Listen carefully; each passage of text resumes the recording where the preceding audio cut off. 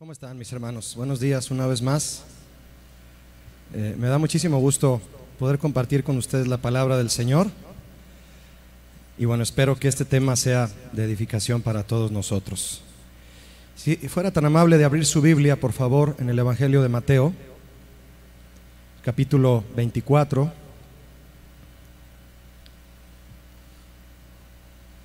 Mateo 24.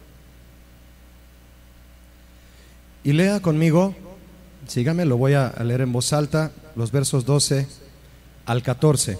Mateo 24, 12 al 14. Voy a leer la palabra de Dios, dice así: y por haberse multiplicado la maldad, el amor de muchos se enfriará. Mas el que persevere hasta el fin, este será salvo.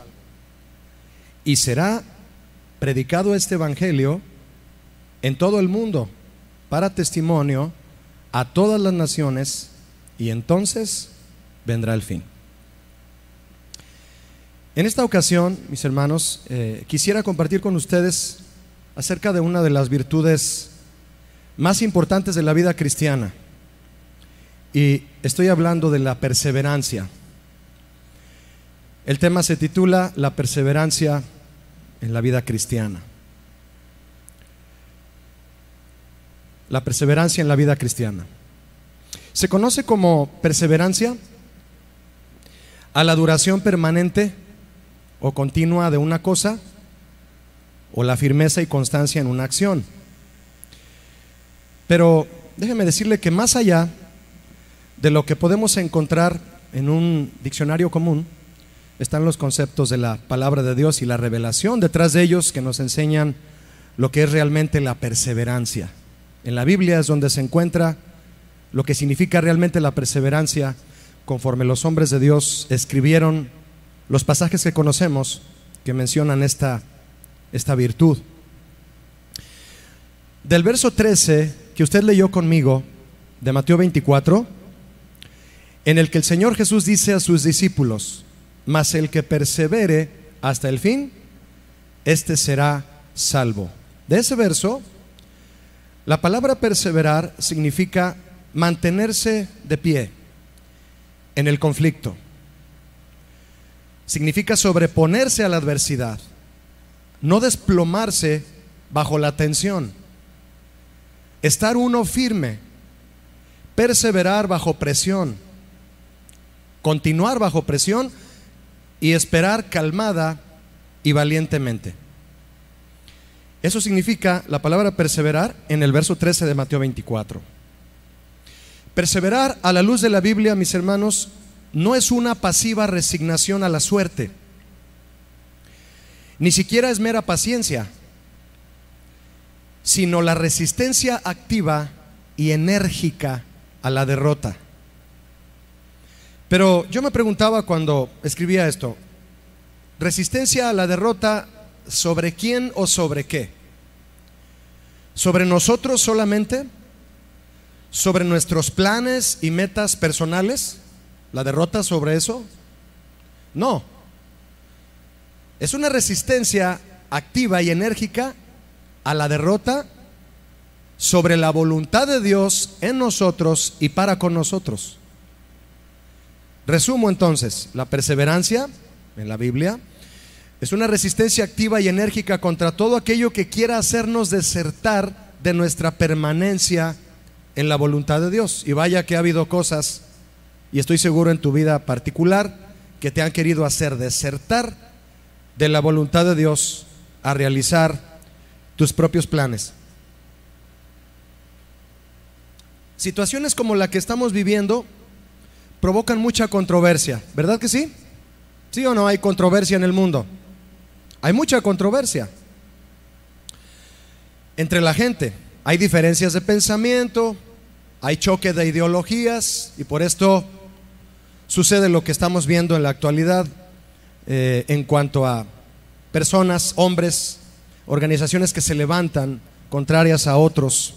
Hay mucha controversia, disensión, diferentes ideologías. Y cuando el creyente no es perseverante en buscar la voluntad de Dios y permanecer en ella, todas estas cosas lo envuelven. Tal vez ya te han envuelto a ti de manera sutil, y sin darte cuenta te involucras en las cuestiones que preocupan y confunden al incrédulo, y tu proceder comienza a ser contrario al de un creyente centrado y espiritual. Es muy sutil la forma en que opera el enemigo con todas las cuestiones del mundo que están en la actualidad sucediendo, que envuelven y hacen que el creyente se involucre y haga de lado el buscar la voluntad de Dios para vivir centrado, equilibrado y de forma espiritual. Fíjese que este proceder ajeno, esta manera de actuar ajena a la voluntad de Dios, puede darse tanto en creyentes recientes, porque obviamente quienes tienen poco en la fe, pues su mirada como que todavía es hacia el mundo en ciertas cuestiones, están aprendiendo a poner sus ojos en Cristo totalmente. Es obvio entonces que este proceder ajeno a la voluntad de Dios, cuando la gente se deja envolver, y aún el cristiano, en las cuestiones del mundo que preocupan y confunden al incrédulo, envuelve tanto a creyentes recientes como a líderes cristianos ya de tiempo, y aún a pastores, quienes a su vez influyen sobre otros a quienes los hacen incurrir en acciones contrarias al carácter de Cristo. ¿Recuerda lo que aprendíamos la semana pasada? De líderes que incitan a los feligreses a desafiar lo establecido por las autoridades durante la pandemia. ¿Qué sucede? Ponen en riesgo la salud, la seguridad y lo peor, mis hermanos, ponen en riesgo el testimonio de la iglesia cristiana, el buen testimonio que debería dar al mundo en medio de estos tiempos, y catalogan a la iglesia como una organización que se opone a la autoridad. Todo eso por dejarnos envolver e involucrarnos en las cuestiones que preocupan y confunden al incrédulo. Y todo al no perseverar en la búsqueda de la voluntad de Dios y operar en el carácter de Cristo, sencillos y buscando la sabiduría de Dios, ¿cierto? Y créame, mi hermano, que no digo estos ejemplos para aludir a nadie o a alguien, o para hacer leña del árbol, no, ni para exaltar o menospreciar a alguien, sino para lamentar que los cristianos podríamos perder el rumbo y proceder contrariamente al carácter de Cristo. Eso es lo peor, al no perseverar en la voluntad de Dios, al dejarnos llevar por la actitud e influencia de hombres que se dejan envolver por las cuestiones naturales. Jesús estaba sentado en el monte de los Olivos, dice este pasaje, el mismo lugar donde el profeta Zacarías predijo que el Mesías pondría sus pies cuando vino a establecer su reino. Zacarías 14:4 dice eso, no lo vamos a leer. Y ese sería el momento cuando Jesús estaba en el monte de los Olivos con sus discípulos, para que los discípulos preguntaran a Jesús acerca del fin de los tiempos. Ese era el momento. Y preguntaron. ¿Puede ver usted Mateo 24:3? Si está en la pantalla, lo leemos ahí. Dice Mateo 24:3: y estando él sentado en el monte de los Olivos, los discípulos se le acercaron aparte, diciendo: dinos. ¿Cuántos quieren respuestas? Ahora todo el mundo quiere respuestas. Buscan respuestas. Dinos, ¿cuándo serán estas cosas y qué señal habrá de tu venida, Señor, y del fin del siglo? Y mientras contemplaban extasiados, déjeme decirle, desde esa vista en donde estaban, mientras contemplaban la estructura majestuosa del templo de Jerusalén, Jesús comenzó a hablarles de las señales del final de los tiempos. Y lo primero que predijo fue que ese templo sería destruido. Los discípulos no lo podían creer. Como hoy muchos, aunque vengan a la iglesia, se les puede hacer increíble que lleguen a suceder ciertas cosas, pero van a suceder. Él predijo la destrucción del templo. Los discípulos dijeron: esto no puede ser. Se quedaron atónitos. Quienes observaban sorprendidos la grandeza del templo, les era difícil creerlo, mi hermano. Pero 40 años después los romanos lo destruyeron, en el año 70 después de Cristo. No dejaron más que ruinas. En aquel momento Jesús, escúcheme, comenzó a responder estas preguntas a los discípulos, mismas que nosotros podríamos cuestionarnos hoy. ¿Cuándo vendrá, Señor? ¿Y qué señales habrá previas a tu venida? Y es muy importante, mis hermanos, los que estamos en casa, los que estamos aquí también, les invito a que pongamos atención a la respuesta que Jesús les dijo. Le voy a decir por qué. Porque aunque Jesús sí habló de los acontecimientos que tendrían lugar antes del final de los tiempos, Él aclaró a sus discípulos que no debían preocuparse por la fecha exacta, sino en estar preparados, en vivir como Dios manda, para que cuando Él viniera en gloria pudiera considerarlos suyos. Amén, mis hermanos. Lea conmigo, por favor, Mateo 24:4. Bien, antes de leerlo, ¿recuerda usted cuál fue la pregunta? La pregunta fue: Señor, ¿cuándo vendrás? ¿Y qué señales hay de todas estas cosas? ¿Cómo sabremos cuándo acontecerán? Vea usted lo que le responde Jesús a esa pregunta. Dígame usted si les está respondiendo la pregunta que le hicieron. Es el verso 4. Respondiendo Jesús les dijo: mirad que nadie, ¿qué? ¿Me ayuda, por favor? Os engañe. Yo le pregunto a usted, mi hermano, ¿le respondió la pregunta que le hicieron? No. En ese momento no. No. ¿Nota usted cómo los discípulos preguntan una cosa ciertamente importante, pero Jesús responde con lo que es fundamentalmente importante?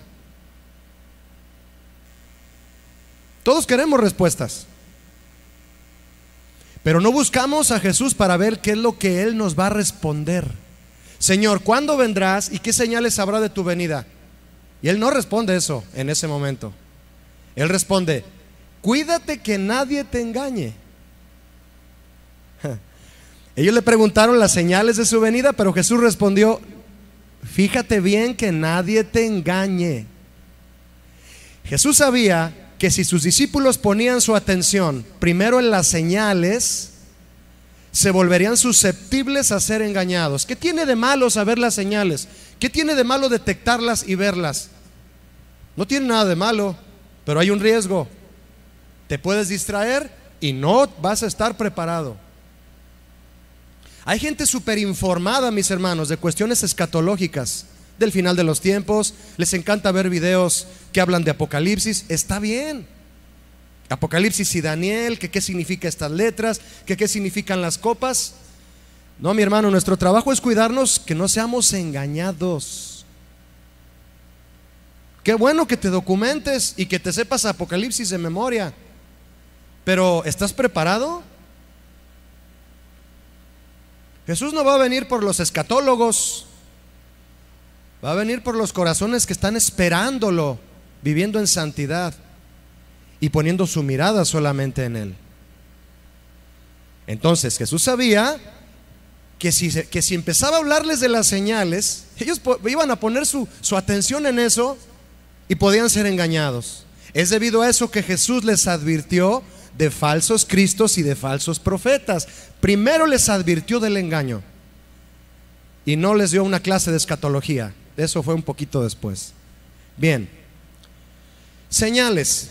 ¿Qué son señales? Señales se refiere a eventos sobrenaturales que den indicios del final de los tiempos. Para nosotros la palabra señales, ¿qué es, mi hermano? ¿Quiere que le diga qué son señales para nosotros? Es todo lo que sucede en el mundo. Todo lo que pasa en el mundo da señales de que estamos acercándonos al fin de los tiempos. El movimiento lésbico gay, la autorización del aborto, la forma en que están procediendo los gobiernos, todo lo que usted sabe que no le tengo que decir en las noticias aparece. Todo eso son señales. Todas esas son las señales. Y Jesús dijo: ahí están las señales, pero cuida que nadie te engañe. Para nosotros las señales entonces es todo lo que sucede en el mundo y que va dando pie a los eventos del fin de los tiempos. Pues es el mundo donde las señales se van a manifestar. Es en el mundo, mi hermano. Es en el mundo donde van a ocurrir las señales del fin de los tiempos. Todo lo que comience a suceder en los gobiernos. Y lo vamos a ver. A los que Dios nos permita vivir para llegar a ciertos sucesos, lo vamos a ver. Ya estamos en medio de situaciones que son señales del fin de los tiempos. Entonces, de falsos cristos, de falsos profetas y de señales ya estamos rodeados y lo estamos viendo. Pero en medio de todo esto, mi hermano, ¿qué es lo que Jesús desea para ti y para mí? Que mires, que observes videos en YouTube. No, que cuides diligentemente no ser engañado. Porque si eres engañado, te vas por el camino equivocado. Así es, mi hermano. Y la única manera cierta de guardarnos del engaño es fijar la mirada en Jesús y sus palabras. Así que hay que hacer a un lado todos esos gigantes de los que nos hablaron, mi hermano, porque nos pueden inducir a otras cosas que no son la voluntad de Dios y vamos a ser engañados. 3 cosas frente a tus ojos. 3, no hay más. 3 cosas frente a tus ojos: falsos cristos y falsos profetas, señales en el mundo y Jesús y su palabra. 3 cosas frente a tus ojos, 3 cosas frente a ti. La pregunta es: ¿en cuál vas a fijar tus ojos? ¿En cuál vas a perseverar? ¿En los falsos cristos y profetas, señales del mundo, o en Jesús y su palabra? Déjeme decirle que es muy sutil. Usted puede mover la cabeza y decir: yo ya sé en cuál. Bueno, como dice Jesús, mire no ser engañado. Cuídese, mi hermano. Discúlpeme.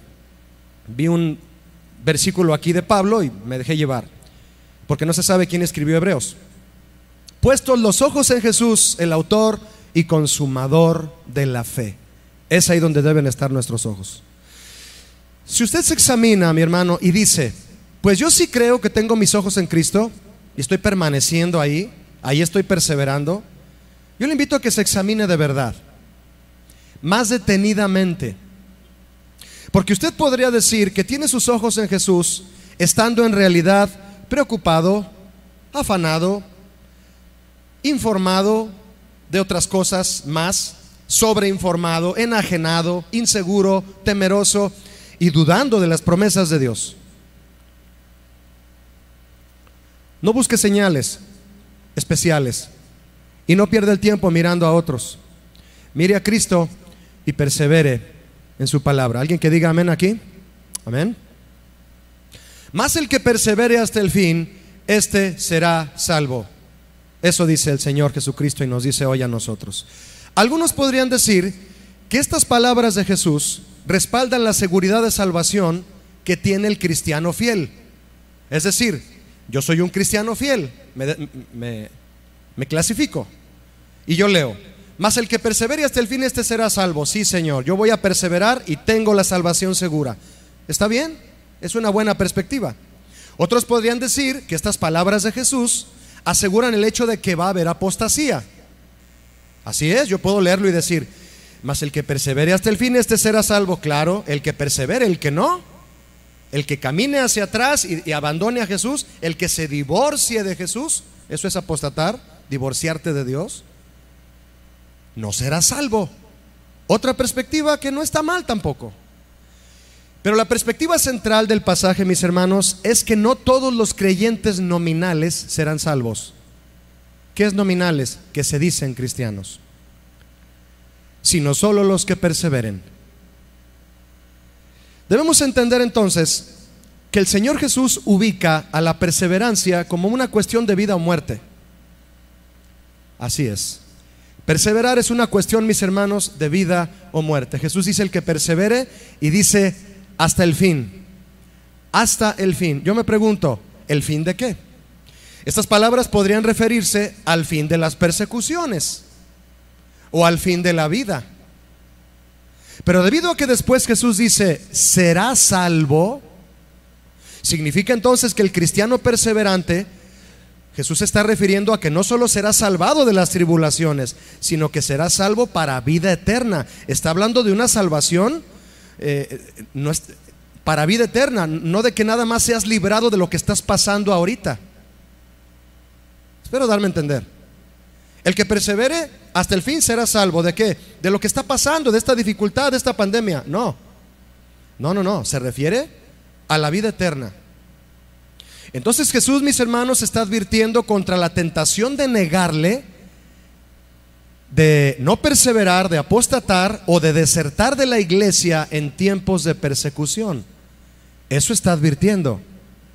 Y es por esto que la perseverancia sí es una cuestión de vida o muerte. La iglesia que Cristo plantó antes de irse, la iglesia pionera, y que los apóstoles cultivaron para hacerla crecer en Cristo, y valiéndome de la metáfora de la agricultura, la cultivaron para hacerla crecer en Cristo sin fertilizantes que la hicieran transgénica, sin reformas ni modificaciones teológicas. Aquella era una iglesia que se caracterizaba, mis hermanos, por perseverar. Eso es lo que la caracterizaba, en medio de una terrible persecución. No una pandemia como esta, mis hermanos, esto es un día de campo. Esto es un día de campo. Ellos perseveraban en medio de una persecución a muerte. Lucas nos relata en su libro de Hechos que aquella iglesia a quienes les apodaron los cristianos, los pequeños cristos, ellos perseveraban en todas las cosas en las que nosotros hoy debemos hacerlo con entrega y disciplina. Sí, mis hermanos, porque es tiempo de perseverar o de desertar. El Señor no te quiere tibio porque le dan náuseas. ¿Sale? O perseveras o mejor desertas. Porque si estás libre y prisionero, dices que eres cristiano, pero estás en la cárcel de un pecado, al Señor le dan náuseas.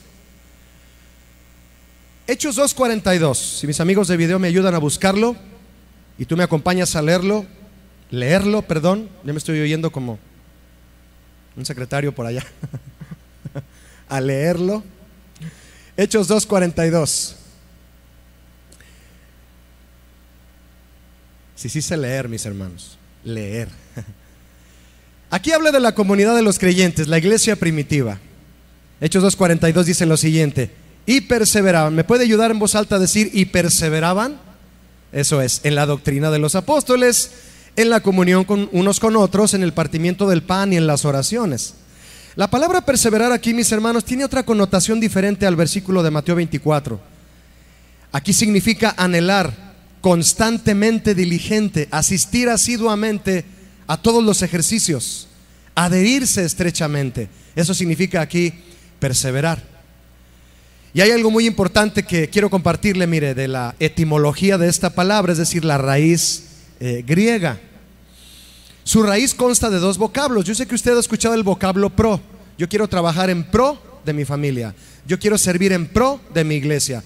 La palabra proscartereo es la palabra perseverar aquí, y la palabra pros, que significa hacia, y cartereo es firmeza y paciencia, lo que significa que perseverancia es pro, firmeza y paciencia. En otras palabras, la perseverancia cristiana es la tendencia a la firmeza y la paciencia. Interesante, ¿no? Entonces, aquellos fieles eran firmes y pacientes en cuatro cosas que usted leyó conmigo en el verso 42. Ahí están todavía en la pantalla, mire. La doctrina de los apóstoles, la comunión unos con otros, el partimiento del pan y las oraciones. Esto tiene un orden perfecto, mis hermanos. Escúcheme. Estas cuatro actividades son y deben ser distintivas de los creyentes, individualmente y en nuestro papel como iglesia. Es decir, tú debes practicarlas de manera personal y las debemos practicar como iglesia. Perseveramos en esto de forma personal, en estas cuatro cosas, y cuando nos reunimos. Amén. Doctrina, fraternidad, Santa Cena y oración. Doctrina, fraternidad, Santa Cena y oración. Doctrina, fraternidad, Santa Cena y oración. Cuatro factores en los que primordialmente debemos ser firmes y constantes, cada uno y todos como iglesia. Cuatro factores contra los cuales Satanás es perseverante en evitar que se practiquen, en evitar que los practiques tú en tu casa, en tu vida personal, o que te reúnas en la iglesia a ejercerlos, porque muchos dejan de reunirse como costumbre. Cuatro factores que Satanás es perseverante en evitar que tú los practiques: doctrina, fraternidad, Santa Cena y oración. Primeramente, perseverantes en la doctrina. ¿Qué podemos decir de la doctrina, mis hermanos? En eso es en lo que tenemos que ser perseverantes. Ya sabemos lo que es perseverar. Ahora, Julio, por favor, quisiera saber en qué debo perseverar. Muy bien, debemos perseverar según la palabra en la doctrina de los apóstoles. Y esa solo está en tu Biblia de manera pura. ¿Quieres encontrar la doctrina de los apóstoles, mi hermano? Pura, pura, solo en tu Biblia. Solo en tu Biblia. Así que tienes que leer y dejar de vez en cuando de oír videos en internet. Tienes que leer tu Biblia. Porque ya había entonces, en aquel entonces, charlatanes predicando otras cosas. Mis hermanos, perseverar en la doctrina es lo primero.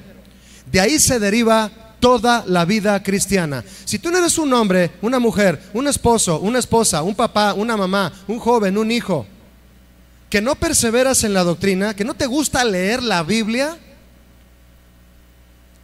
no se va a derivar nada de lo que Dios quiere para tu vida cristiana. De la palabra se deriva la fe, por el oírla, la sabiduría, el gozo, la fortaleza. Eso y más se deriva solo de la palabra, mis hermanos, de escucharla, de leerla, de estudiarla, de escudriñarla. Pero debemos perseverar en ella, en ella. Así es. Lucas 8:15 dice lo siguiente. Lucas 8:15.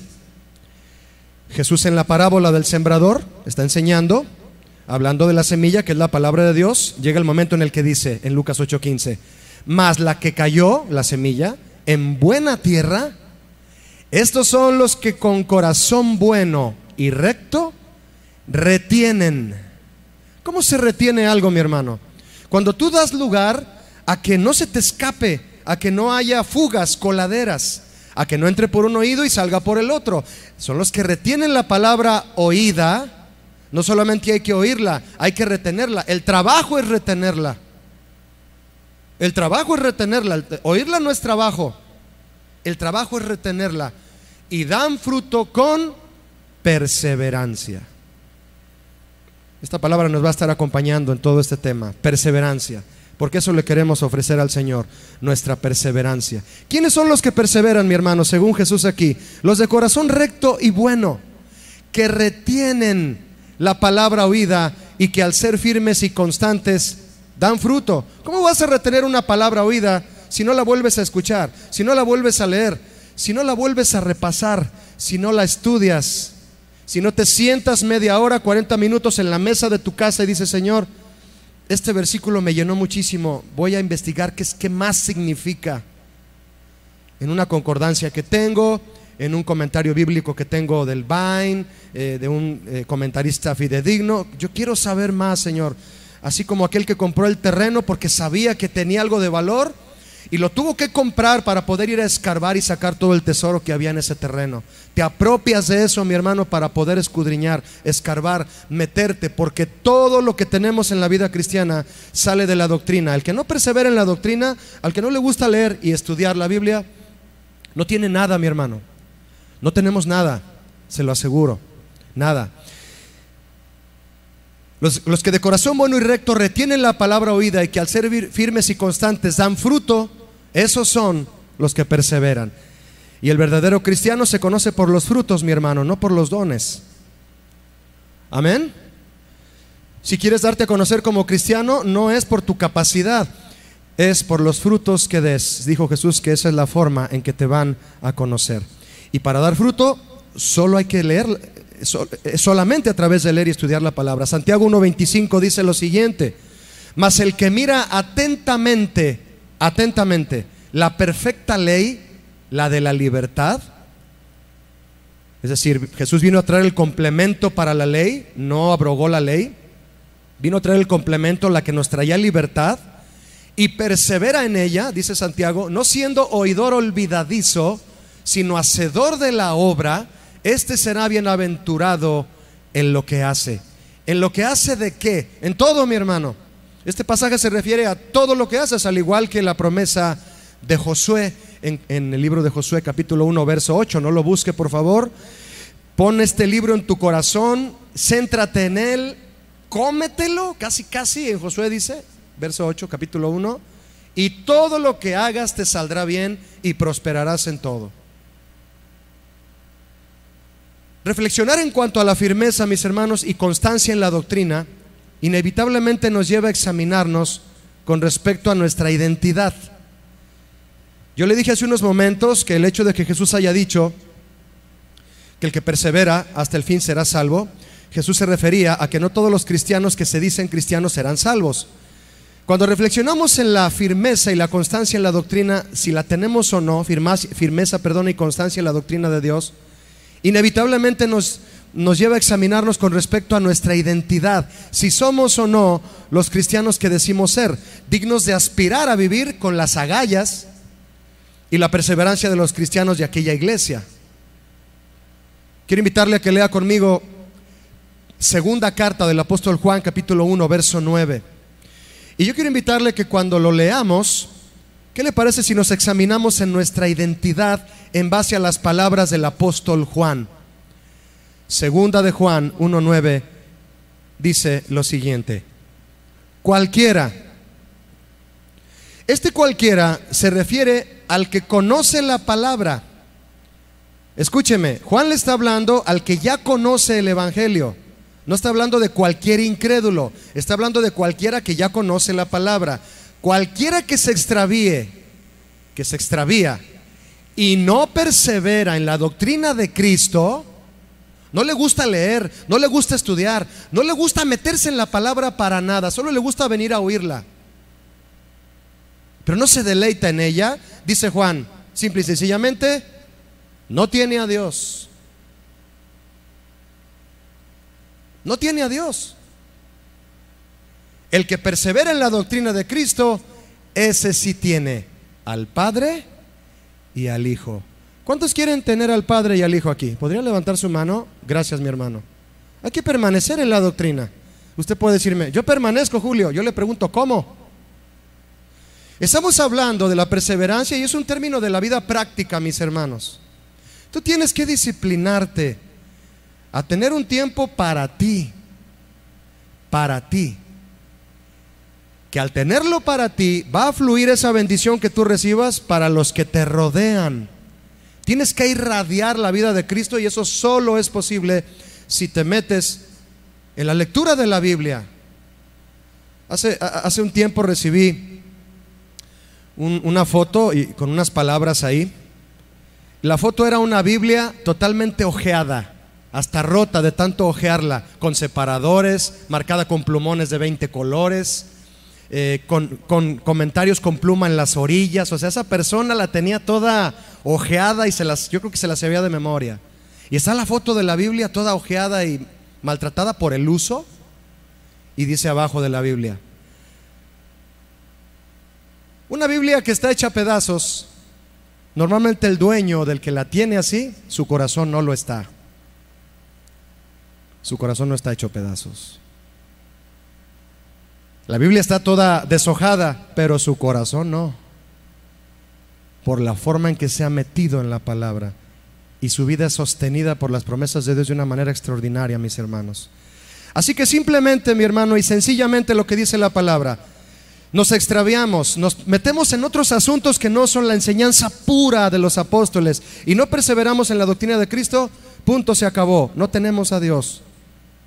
La palabra nos exhorta aquí entonces a través de Juan a permanecer en la sana y sencilla, mis hermanos. Nosotros somos los que nos complicamos. Sencilla. Al obedecer la palabra se vuelve sencilla. La complicamos cuando desobedecemos.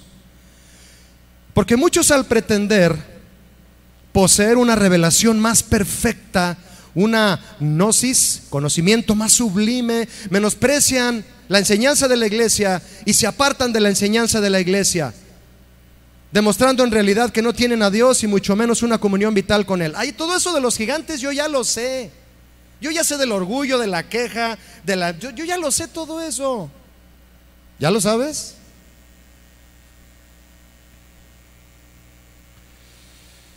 ¿Cómo hace falta que nos enseñen todo eso una vez más? ¿Verdad que sí? ¿Cuánto dicen amén a eso? Así es, mis hermanos. No pretendamos poseer una revelación perfecta, un conocimiento sublime, porque eso te va a hacer menospreciar la enseñanza de la iglesia y vas a decir, yo necesito más cátedra.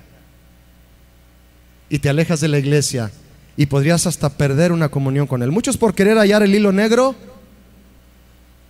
se quedan en la oscuridad, en lugar de haber obedecido la sencilla doctrina de Cristo.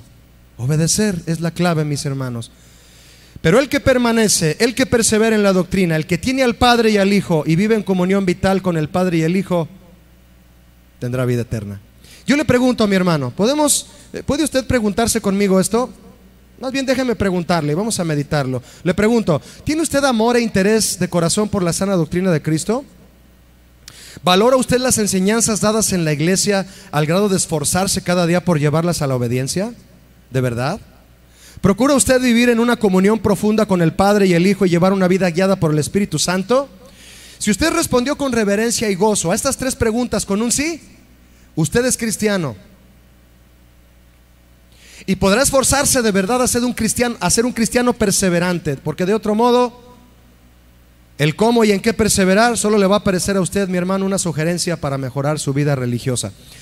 Pablo dijo a los Corintios, en 1 Corintios 15, 1 y 2: además os declaro, hermanos, el evangelio que os he predicado, el cual también recibisteis y en el cual también perseveráis. ¿Cuántos quieren perseverar aquí? Levanten su mano. Amén, estamos atentos a la palabra. Por el cual, dice el verso 2, asimismo, si retenéis la palabra que os he predicado, sois salvos. ¿Cuántos quieren retenerla? Seremos salvos. Si no, todo fue en vano, dice el apóstol. Aquellos creyentes eran perseverantes, mi hermano, como leímos en Hechos 2:42, vuelvo a este pasaje. Eran perseverantes en la comunión unos con otros. Antes de irse Jesús a los cielos, oró diciendo lo siguiente, en Juan 17:21: Señor, oro a ti para que todos ellos sean uno, como tú, oh Padre, en mí y yo en ti, que también ellos sean uno en nosotros, para que el mundo crea que tú me enviaste. Mi hermano, qué gran responsabilidad tiene la iglesia, que cuando el mundo ve a la iglesia, entonces cree que Cristo vino. Fíjese nada más. Cristo quiso que por medio del testimonio de la iglesia la gente crea que el Padre le envió. Tremenda responsabilidad tenemos usted y yo. Entonces, cuando nos ven a ti y a mí actuar, ¿qué dicen? ¿Que Cristo vino o que fue una farsa? Esta oración por la unidad que Cristo hizo, que usted leyó conmigo, ahí está. Esta oración ha sido aprovechada como apoyo bíblico por movimientos actuales llamados ecuménicos, que son organizaciones que buscan unir a todas las iglesias cristianas profesantes. Déjeme decirle que eso se va a empezar a dar cada vez más. Van a incitar a la unidad, pero es una unidad, déjeme decirle, que sacrifica algo totalmente fundamental. Desafortunadamente, para lograr esta unidad entre las iglesias, los ecuménicos reinterpretan o abandonan lo más importante, que son las doctrinas cristianas fundamentales. Y por supuesto que esta clase de unidad no es por la que Jesús oró. Solo toman el versículo para incitar a las iglesias a unirse, pero lo que exaltan es una organización y se deshacen de las doctrinas fundamentales. Eso hace el ecumenismo. Jesús dijo que la unidad que tenía en mente resultaría en que el mundo creyese que Él había sido enviado por Dios. Ese es el resultado que debe de brotar de la unidad de la iglesia. El Señor definió esta unidad en estos términos. Lo dijo ahí en el verso que está en pantalla: como tú, oh Padre, en mí y yo en ti, que también ellos sean uno en nosotros. También dijo: yo en ellos y tú en mí, para que sean perfectos en unidad. ¿Qué clase de unidad, mis hermanos, poseen el Padre y el Hijo que nosotros podemos compartir también? El Señor Jesús se refería a una unidad basada en una semejanza moral común, que compartamos la misma doctrina en lugar de hacerla a un lado. Él oraba para que los creyentes pudieran ser uno, no en organización, sino exhibiendo a la vista del mundo el carácter de Dios y de Cristo. Esa es la unidad que Cristo busca, y esa es la unidad en la que esta iglesia perseveraba. La buscaban, la procuraban. ¿Y qué significa eso, mis hermanos? ¿Qué significa ese tipo de unidad? Significa vidas de justicia, significa santidad, gracia, amor, pureza, paciencia, dominio propio, humildad, gozo y generosidad. ¿Y qué resultó de esta unidad? Lo dice Hechos 2:44, si quieres acompañarme. Esto resultó de aquella unidad en la que perseveraban aquellos cristianos. Hechos 2:44: todos los que habían creído estaban juntos. ¿Cómo estaban? Juntos, claro, con la sana distancia, ¿verdad? Y tenían en común todas las cosas, y vendían sus propiedades y sus bienes y lo repartían a todos según la necesidad de cada uno. Mucha gente se ha quedado sin trabajo, ¿verdad que sí? Mucha gente ha tenido que cerrar su negocio. A mí me toca hacer una guardia aquí los viernes. Yo creo que a mis pastores también, que les toca hacer guardia otros días de la semana. Recibimos llamadas de gente que pide oración. Hermano, me hablaba uno el viernes pasado: hermano, que oren por mí, por favor, porque tuve que cerrar mi negocio en México. Yo los oigo por internet, pero ya no pude más con la renta. ¿Te imaginas? Y eso es un solo caso. La unidad, mis hermanos, nos hace actuar en pro de los demás. Y es algo hermoso, porque si algo grandioso realmente en la iglesia podemos hacer como hermanos en Cristo, es pensar en los demás, mis hermanos. Lo que de manera natural empezamos a pensar es: ¿cómo le voy a hacer yo para salir de mis problemas y de mi necesidad? ¿Cómo le voy a hacer yo? Déjeme decirle que aquella unidad, el resultado que trajo en ellos, por haberse unido de esa manera, en la sana doctrina, en una fraternidad verdadera, en el sacrificio de Cristo y en las oraciones, resultó en que aquellos cristianos compartían libremente entre sí todo lo que tenían y lo que necesitaban. Así es como se manifestó la unidad por la que Cristo oró. Es el resultado de la unidad por la que Cristo realmente oró. Mis hermanos, la perseverancia en el dar, en el pensar en los demás, y la tendencia a ayudar y compartir hizo a la providencia de Dios derramarse, y las carencias de todos fueron suplidas. También el viernes que yo estaba aquí, llegó una señora y me dijo: hola Julio, ¿puedo dejar estas cajas? Y eran unas cajas de comida para las despensas. Hermoso ver a la gente venir y traer bolsas de despensa. Híjole, lo abruman a uno a tener que imitar esa fe, a perseverar de esa manera, mis hermanos. A que en lugar de pensar en cómo va a ser suplida mi necesidad, ¿qué hago yo para darle a los demás? Tengo 20 pesos, a alguien le pueden servir 10 y le voy a dar la mitad. Esa unidad, mis hermanos, esa fraternidad entre hermanos, es la que resulta de perseverar en la oración que Cristo hizo por la unidad de su iglesia.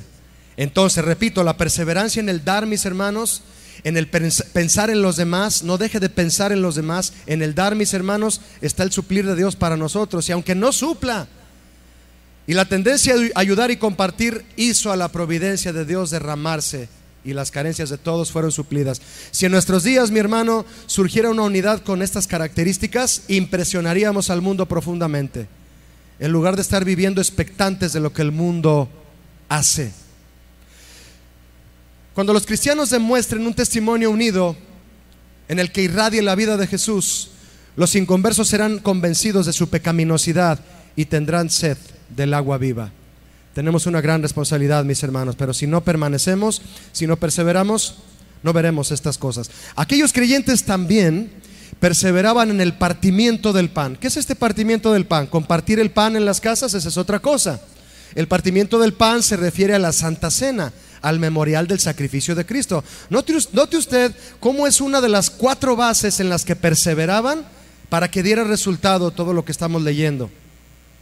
Y este es el tercer factor en el que perseveraban: el memorial del sacrificio de Cristo. El sacrificio de Cristo, mis hermanos, era el epicentro de su salvación, de su seguridad, de su gozo, de su fuerza, de su libertad, de su alabanza y de la paz que vivían en medio de la persecución.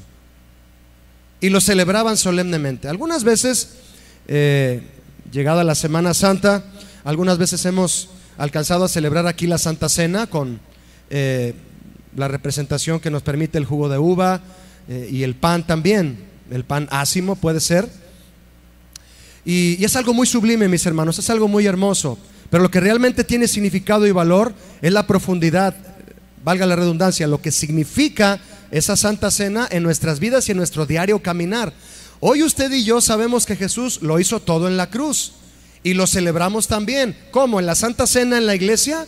No solo así, es una forma hermosa de hacerlo como iglesia, pero lo celebramos perseverando en la vigencia eterna de su sacrificio y de su resurrección, porque ese es el epicentro de todo lo que tenemos.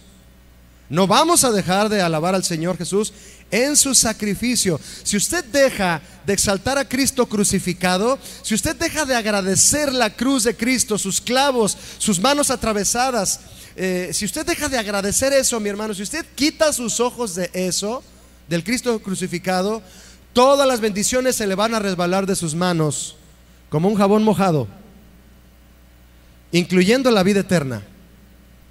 Del sacrificio de Cristo depende el Evangelio, y del Evangelio dependen la fe y la salvación del creyente. Eso es en lo que debemos perseverar.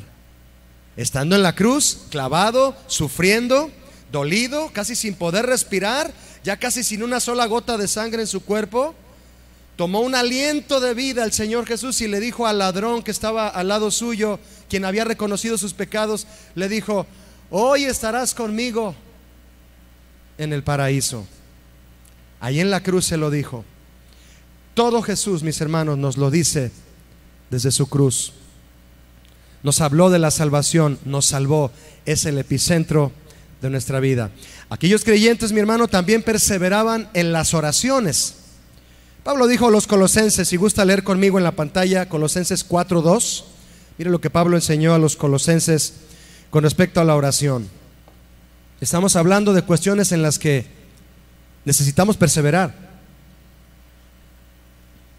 Pablo dijo lo siguiente: perseverad en la oración. ¿Ya vio? Permanece, sé constante, no dejes de orar. Otro versículo dice: ora sin cesar.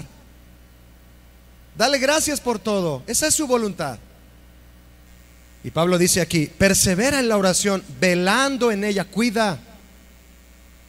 ¿Te quieres cuidar solamente cerrando los ojos en la calle o volteando tu mirada? No, mis hermanos, una de las formas más efectivas de velar es estar en oración, velando en ella con acción de gracias. Mi hermano, ¿qué le digo con respecto a perseverar en la oración? Solo le diré esto: si usted no persevera en la oración, usted no podrá perseverar en nada. Punto, se acabó. En nada. Tal vez usted es perseverante en la vida natural, en su trabajo, en sus proyectos, pero si usted no ora, su vida espiritual se va a desplomar como un avión con las turbinas incendiadas y lleno de pasajeros. Y esos pasajeros son tu familia, varón. Y tu avión va para abajo si no oras. Porque la vida natural dependerá siempre de lo espiritual. Siempre, mi hermano. Siempre. Siempre. ¿Quieres que tu trabajo funcione bien? Tienes que rogar al Señor. Por ello, la vida natural siempre va a depender de la vida espiritual, y la vida espiritual dependerá siempre de una comunión firme y constante con el Señor. No hay otra manera. Y es el más grande privilegio. ¿Cuántos saben que orar es un privilegio? Levanten la mano para los que saben que es un privilegio. Claro que sí, mi hermano. Mire lo que le decía Pablo a los Efesios en el capítulo 6:18. Pablo a los Efesios 6:18. Orando en todo tiempo.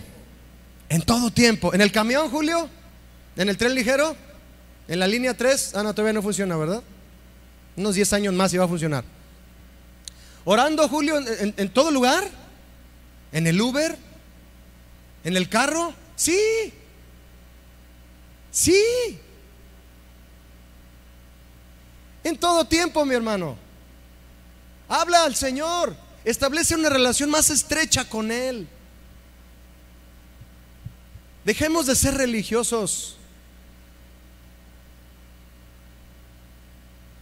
y comportémonos como hijos de Dios. Él está esperando que nos acerquemos, orando en todo tiempo con toda oración y súplica en el Espíritu, y velando en ello con toda, otra vez, ¿me ayuda?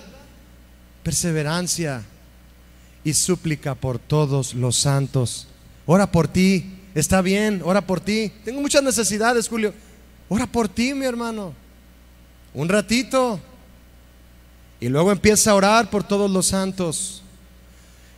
¿Cuántos quieren que las cosas cambien? De verdad. Todos queremos que cambien, todos. Tal vez le va a parecer exagerado lo que le voy a aseverar, mi hermano, lo que le voy a asegurar. A algunos les va a parecer exagerado, allá en casa tal vez. Espero que no le parezca exagerado a nadie. Pero yo creo firmemente que la razón principal por la que el Señor envió esta pandemia y nos confinó a estar en casa es para que le busquemos en oración. La razón principal. ¿Le habías preguntado a Dios por qué la pandemia, Señor? Aquí te doy la respuesta, mi hermano. Busca a Dios. Búscalo ya. Dedícate al Señor en oración. Así es. Para que aprendamos a orar, puso esta situación el Señor, mi hermano, y volver a una comunión con Él y llevar una vida de oración. Estábamos haciendo 1000 cosas, menos orar.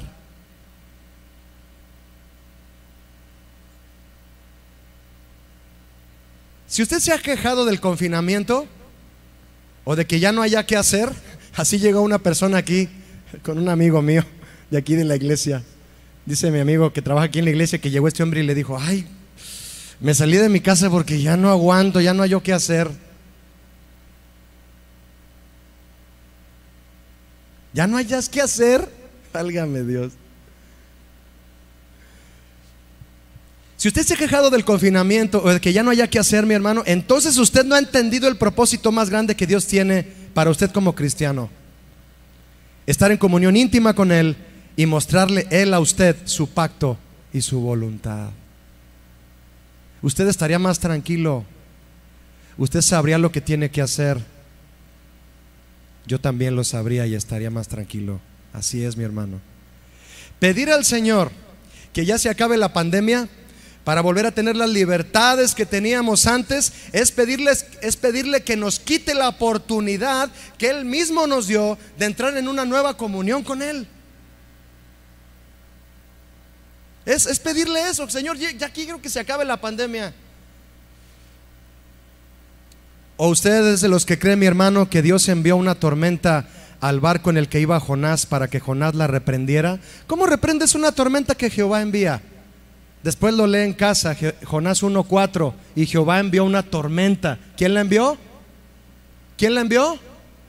Para que Jonás se bajara del barco y tomara el barco correcto. Mi hermano, Dios nos envió una tormenta para tomar el barco correcto. Yo me pregunto, ¿estás en el mismo barco? ¿Te va a tragar el pez? Dices: Julio, ya estoy en el pez. Bueno, nos vemos después de 3 días, mi hermano. ¿Cómo reprendes una tormenta que Dios? Y no les debemos reprender. ¿Qué quería Jonás? Y Jonás lo supo. Le dijo a la tripulación del barco: tranquilos, yo tengo la culpa. Yo tengo la culpa de que la tormenta haya venido. Échenme al mar. Así dijo. Mi hermano, ¿seremos culpables de la tormenta en nuestra casa? ¿Seremos responsables de que el barco va desviado? Mejor tírate al mar con fe y dile: Señor, no quiero que la tormenta afecte a personas inocentes. Has enviado la tormenta para cambiarme de barco. Así es, mi hermano. Dentro del pez no había tormenta. Esa era otra situación. Allá era un tiempo de meditación, de trato en el corazón.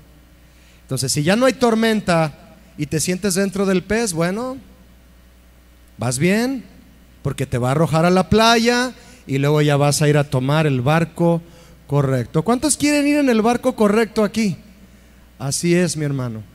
Así que no reprendas la tormenta. Hay que cambiarnos de barco al barco de la perseverancia. Así es.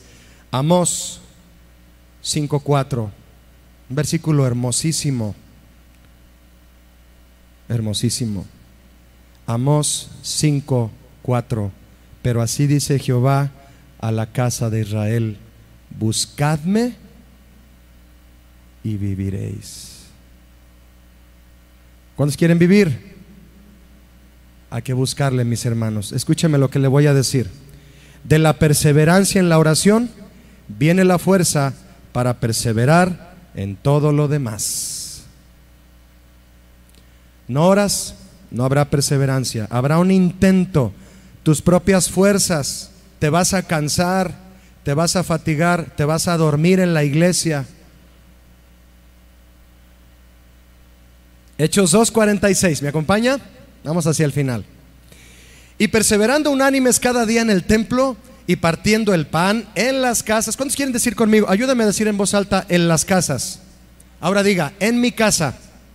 Amén, porque me tienen confinado. Bien.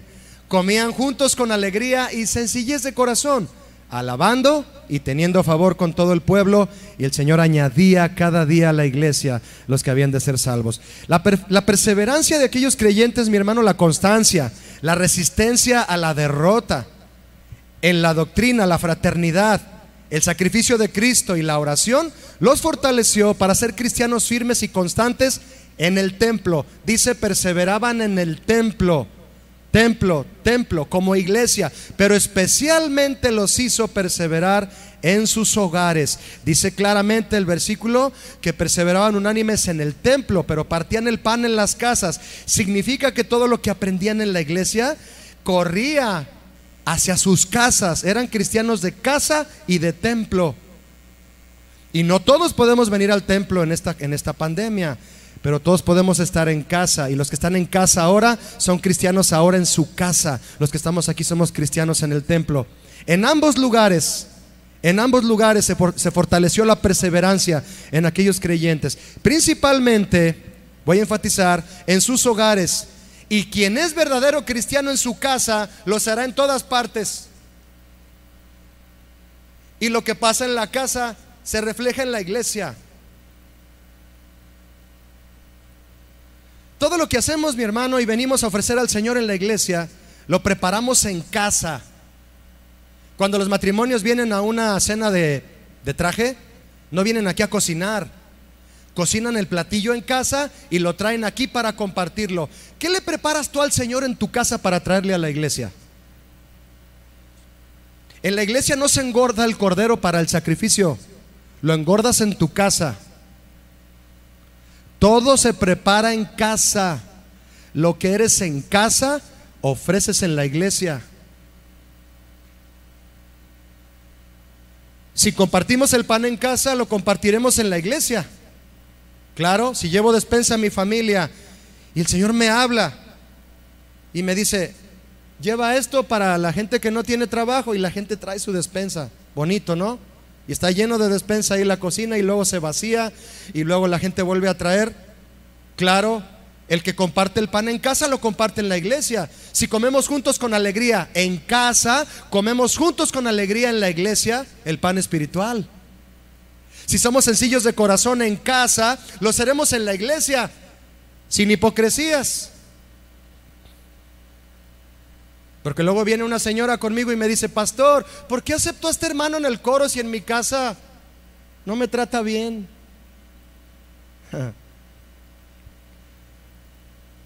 Si alabamos a Dios en casa, lo alabamos en la iglesia. ¿Amén? Y si permanecemos así, mis hermanos, y perseveramos en todo esto, daremos un testimonio verdadero, y el Señor añadirá cada día a la iglesia otros muchos que serán salvos. Verso 3 de Hechos 2. ¿Me acompañas? Verso 3 de Hechos 2. No es el 3, discúlpeme, es 43. 43. Si no me equivoco. Déjame ver. Sí, es 43, correcto. Muy bien. Verso 43 de Hechos 2. Y sobrevino temor a toda persona, y muchas maravillas y señales eran hechas por los apóstoles, por los pastores, por los que predicaban la palabra. Claro, mis hermanos, escúchenme lo que le voy a decir. La incomparable calidad de vida que tenía esta iglesia como comunidad le dio poder a la predicación apostólica.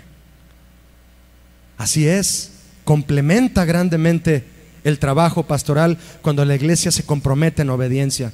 Déjame decirle que la perseverancia de aquellos primeros cristianos, como dice este verso que usted leyó conmigo, provocó que la iglesia llamara la atención del mundo.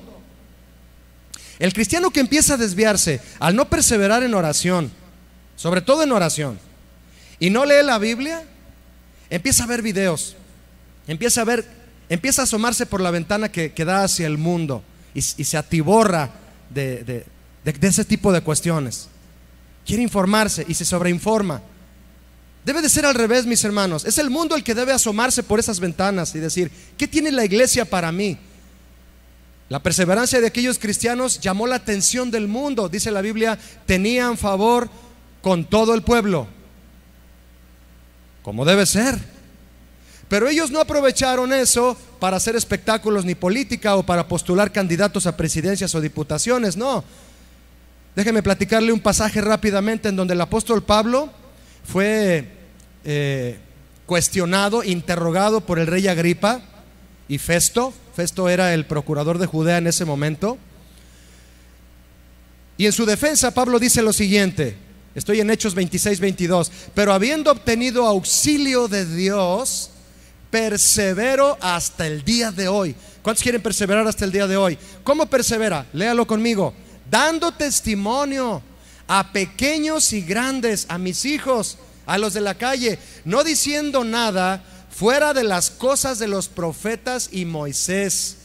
No quiero hacer política, no quiero meterme en esos rollos. Yo quiero hablar de los profetas y Moisés y nada más, que dijeron lo que había de suceder, que el Cristo había de padecer y ser el primero de la resurrección de los muertos, para anunciar luz al pueblo y a los gentiles. Y después de estos versos, mi hermano, Festo, el procurador, le dice a Pablo: tú estás loco, Pablo, tú estás loco.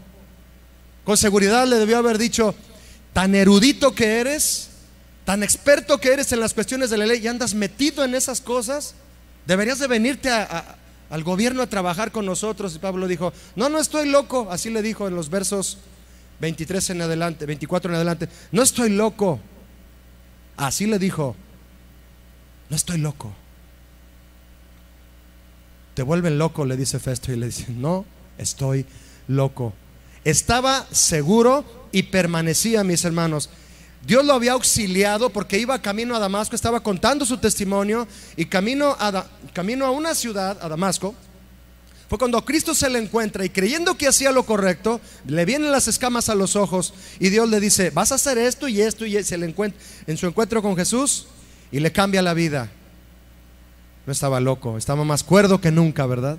Todas, mis hermanos, todas las oportunidades que Pablo y la iglesia obtenían ante el pueblo y el gobierno, las usaban para mostrar a Cristo a través de sus vidas y para dar respuestas a la gente que no sabe lo que está pasando. La gente quiere respuestas. ¿Tú tienes respuestas para la gente? Te pregunto. La tragedia que gran parte de la iglesia cristiana global vive hoy es que muchos cristianos difícilmente se distinguen de sus vecinos mundanos. Y bajo tales circunstancias hay poco aliciente para que los inconversos se conviertan. Los cristianos no se distinguen de sus vecinos mundanos. ¿Es usted perseverante, mi hermano? No importa que no levante la mano, solo medítelo, por favor, para terminar. ¿Es usted perseverante? Yo le pregunto: ¿en qué es usted perseverante? Isaías 64:5 se lo voy a leer. Si ponemos todos nuestro corazón en este pasaje, léalo por favor conmigo. Isaías 64:5. El Señor en una conferencia con Isaías le dice al Señor: saliste al encuentro del que con alegría hacía justicia, de los que se acordaban de ti en sus caminos. He aquí, tú te enojaste porque pecamos. Y vea lo que dice enseguida: en los pecados hemos perseverado por largo tiempo. ¿Podremos acaso ser salvos? Perseverar en el pecado, mis hermanos, o mejor dicho, la terquedad pecaminosa, escúcheme, no solo arruina la comunión con Dios. Por eso le pregunto: ¿en qué es usted perseverante? La terquedad pecaminosa, porque no es perseverancia pecaminosa, es terquedad. ¿Arruina la comunión con Dios? Y no solo eso, sino que además se roba la seguridad de salvación. ¿Podremos acaso ser salvos si perseveramos en los pecados por largo tiempo? Es decir, caigo y caigo, insisto, reincido, reincido.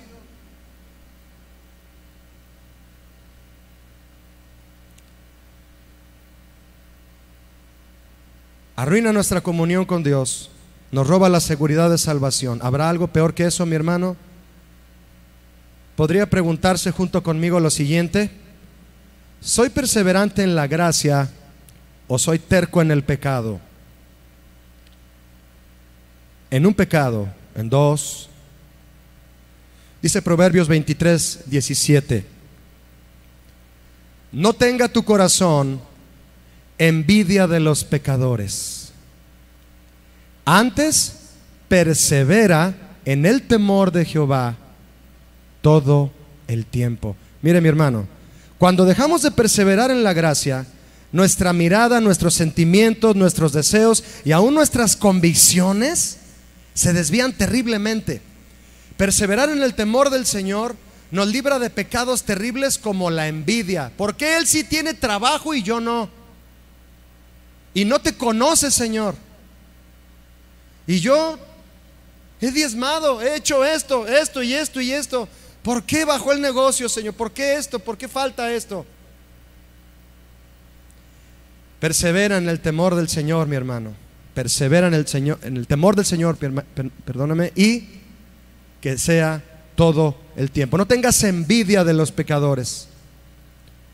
¿Se imagina, mi hermano, envidiar al pecador en lugar de ofrecerle yo la vida eterna? En lugar de yo ofrecerle la vida eterna a un pecador, ¿le tengo envidia?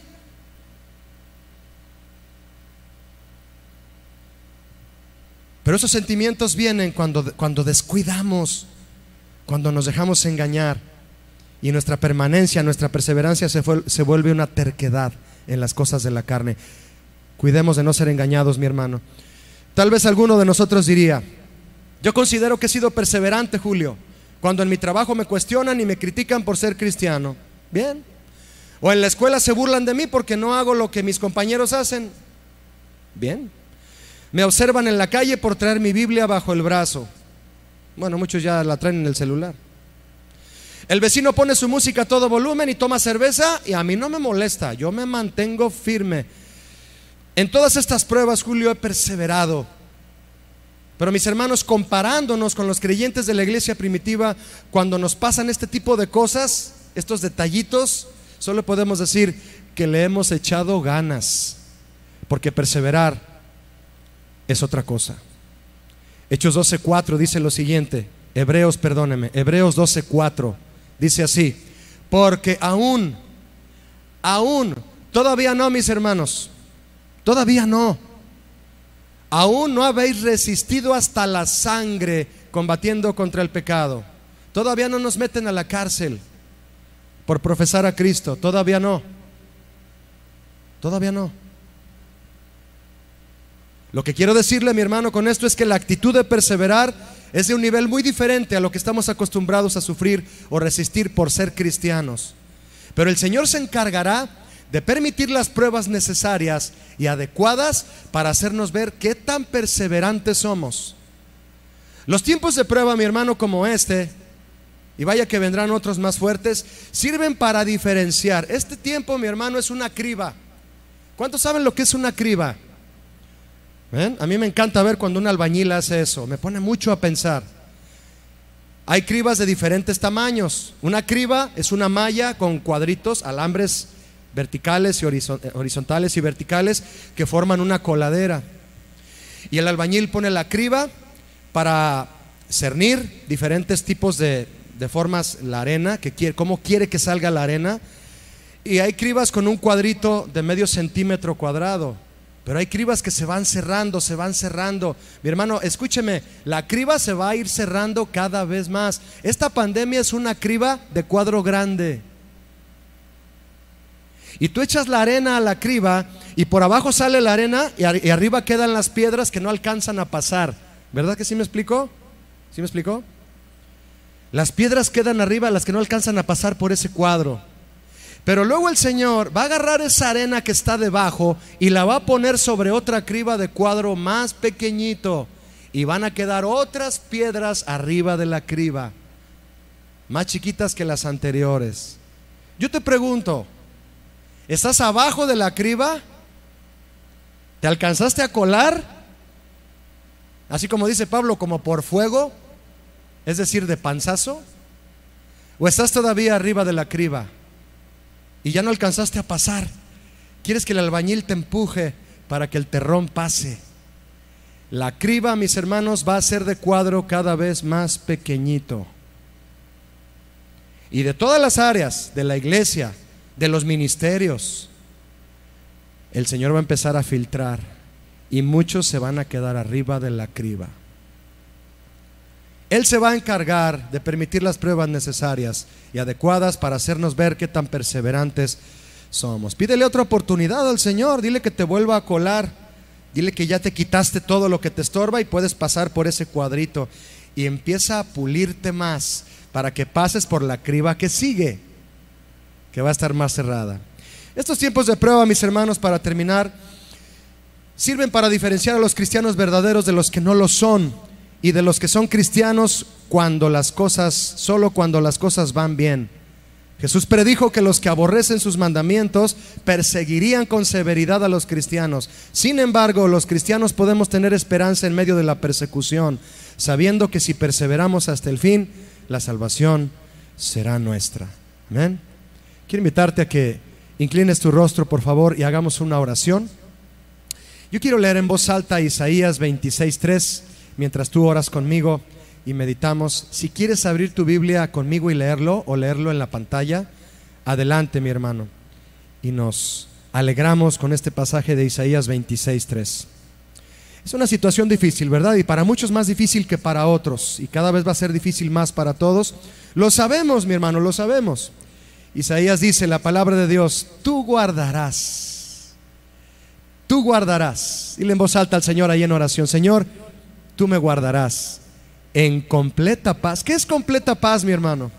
Nada te va a preocupar, vas a confiar en Él y de Él va a venir tu provisión. Tú vas a cumplir tus promesas con el Señor, vas a cumplir tus votos, vas a entregarle al Señor lo que te ha pedido, y Él va a ser fiel contigo y te va a dar una completa paz. Aquel cuyo pensamiento en ti persevera. ¿Cuántos quieren perseverar en el Señor? Tus pensamientos, todo lo que planees, todo lo que hagas, ponlo en sus manos y dile: Señor, yo voy a tener una resistencia activa a cualquier cosa que me quiera hacer desertar de tu voluntad y de buscar la guía de tu Espíritu Santo, Señor. Porque en ti, dice Isaías, en ti he confiado. ¿Cuántos pueden ponerse de pie y levantar sus manos y decirle: Señor, esta mañana yo te doy gracias porque has hablado a mi corazón, Señor? Y quiero de verdad, Señor, acercarme a ti con una petición. Ayúdame, Señor. Ayúdame. Ayúdame a ser un hombre, una mujer en la sana doctrina. Ayúdame a ser, Señor, un esposo, una esposa que fomente la unidad en mi casa, en la iglesia, que piense en los demás antes que en mí mismo, Señor. Como tú lo hiciste, pensaste en mí, estabas pensando en mí en esa cruz, y ahora yo soy salvo, Señor. Yo soy salvo. Gracias, bendito Señor, por recordarme que tu sacrificio es la base de todo en mi vida cristiana. Jamás dejaré de poner mis ojos en tu cruz, Jesús. Eres el epicentro de mi vida, Señor. De tu sacrificio brota todo lo bueno que yo tengo, Señor, empezando por la salvación. Así que, Señor, me quiero centrar, mis ojos quiero centrar en ti, Señor. Están los falsos profetas, de quienes muchos, Señor, ya fueron engañados, por ellos fueron engañados. Están las señales, Señor, que el mundo muestra. Pero estás tú, Jesús, y tu palabra, tus promesas, mi meditación en ti. Leerte y escudriñarte, Señor. Ver qué tienes para mí en los salmos, en tus proverbios. Porque así es como me hablarás, Señor, y traerás sabiduría a mi vida. Levanta tus manos y dile: Señor, voy a poner mis ojos en ti. Voy a perseverar en ti, Señor. No voy a permitirme una derrota sobre mi búsqueda personal y junto con mis hermanos de tu perfecta voluntad. Te buscaremos a ti, Señor.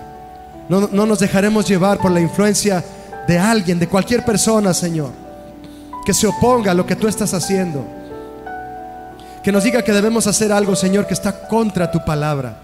Ayúdame a ser sabio, Señor, y a no ser engañado. Ayúdame, Señor, a renunciar de ese pecado, Señor. No sea que yo esté siendo terco en el pecado en lugar de ser perseverante en la gracia, Señor. Gracias por tu misericordia recibida esta mañana. Gracias por tu presencia. Te alabo con mi corazón, Señor, y te canto también con mi corazón. Dile conmigo a Él. Toma mi vida, toma mi ser,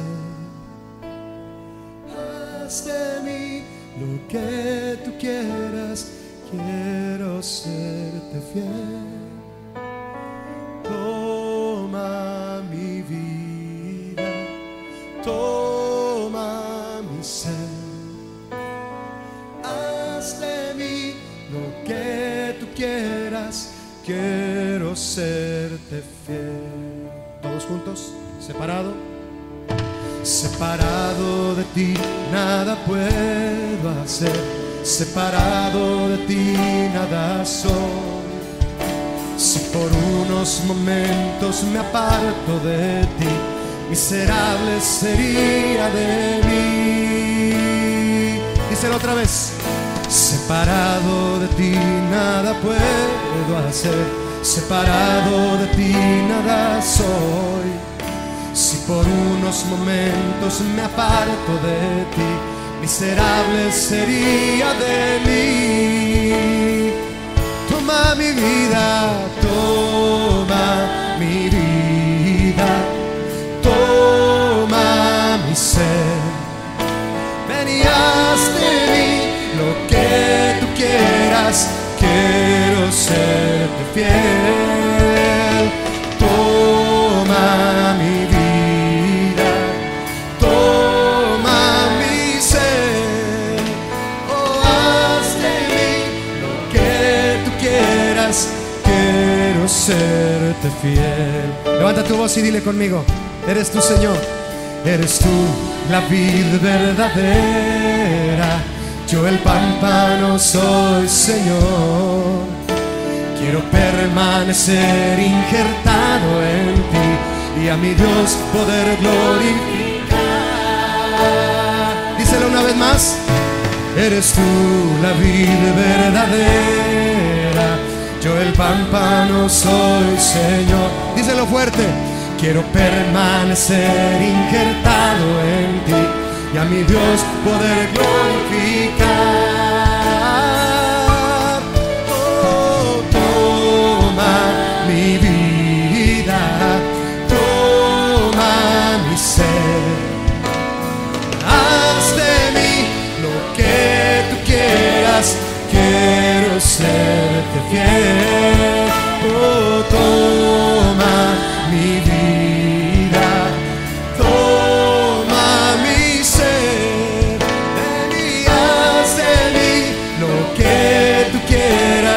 quiero serte fiel. Levanta tus manos y dile: quiero serte fiel, quiero serte fiel, quiero serte fiel. Gracias, Señor. Gracias por ayudarnos a ser fieles. Gracias, Cristo. Gracias, Señor. Amén. Gracias, Jesús.